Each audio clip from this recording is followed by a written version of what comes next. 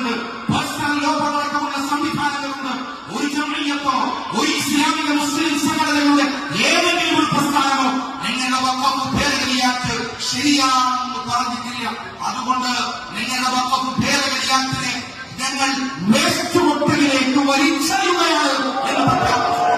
വഖഫ് സംരക്ഷണത്തിന്റെയും ഭരണഘടനാ സംരക്ഷണത്തിന്റെയും സ്വാതന്ത്ര്യ സമരത്തിന്റെ ചൂടുപോകാത്ത പണ്ഡിതന്മാരുടെ കരുത്തിന് ശോഷണം സംഭവിക്കാത്ത, ഉമറാക്കളുടെ സാധാരണ പ്രവർത്തകരുടെ കരുത്തിന് ശോഷണം പറ്റാത്ത ഒരു ഉമ്മത്ത് ജനാധിപത്യപരമായ മാർഗത്തിൽ ഭരണഘടനാബദ്ധമായി രാജ്യത്തിന്റെ ഭരണഘടനക്കും ആശയാദർശത്തിന് ലക്ഷ്യമായി മതസ്വാതന്ത്ര്യത്തോടെ മുസ്ലിങ്ങൾക്ക് മാത്രമല്ല ഈ രാജ്യത്തിലുള്ള മുഴുവൻ ആളുകൾക്കും ജീവിക്കുവാനുള്ള സ്വാതന്ത്ര്യത്തിന് വേണ്ടി ഏതറ്റം വരെയും പോകുമെന്ന് പ്രഖ്യാപനം ചെയ്തുകൊണ്ട് എന്റെ ചെറിയ വാക്കുകൾക്ക് വളരെ വിനീതമായി ബഹുമാനപ്പെട്ട ദക്ഷിണ കേരള ജംഇയ്യത്തുൽ ഉലമയെ പ്രതിനിധാനം ചെയ്തുകൊണ്ട് ഞാൻ വാക്കുകൾ ദീർഘിപ്പിക്കുകയില്ല.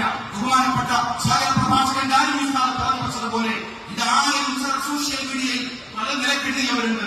അവർക്ക് അവരുടെ സങ്കല്പനകളാണ്, അവരുടെ സ്വയംപൂർണമായ രചനകളാണ്. ഈ സദസ്സിന് ഒരു എതിർ അജണ്ടകളും ഒരു ആന്റി അജണ്ടകളും ഈ ബഹുമാനപ്പെട്ട സദസ്സിലില്ല. ഭരണഘടനാ സംരക്ഷണം, വഖഫ് സംരക്ഷണം എന്ന ഒരൊറ്റ മുദ്രാവാക്യത്തിൽ സംഘടിപ്പിച്ചിരിക്കുന്ന ഈ സദസ്സിന് ബഹുമാനപ്പെട്ട ദക്ഷിണ